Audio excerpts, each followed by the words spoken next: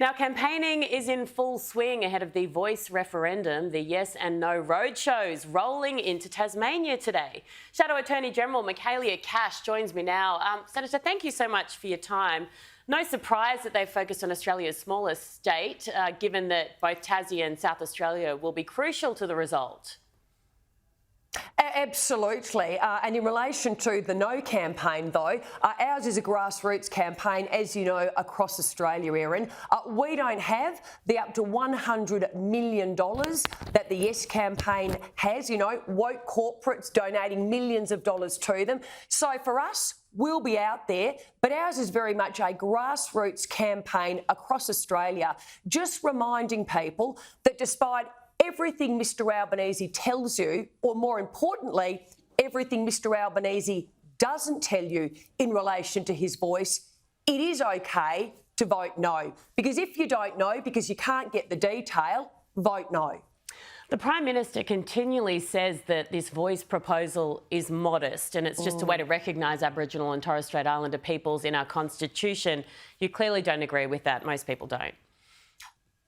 Well, it's actually a fact, and I think it's actually a great shame that the Prime Minister of our nation would deliberately mislead the Australian people. Because as Peter Dutton himself has said, if the proposition was merely about the constitutional recognition of Indigenous and Torres Strait Islander people, we would support that and the Australian people would support that. But that's not what it's about.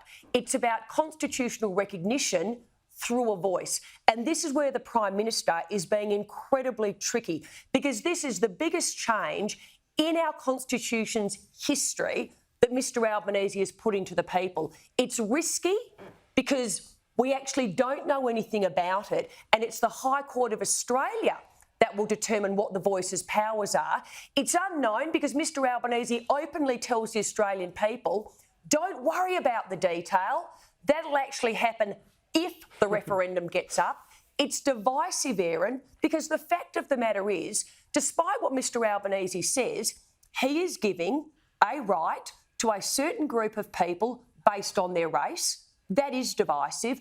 But of course, he's embedding it in the Constitution, so it's permanent. And Australians will be stuck with any bad decisions going forward, because once you've changed the Constitution, it's almost impossible to change it back. So really unfortunate, Erin, that the Prime Minister, the person who should be being upfront and honest with the Australian people, is deliberately misleading them.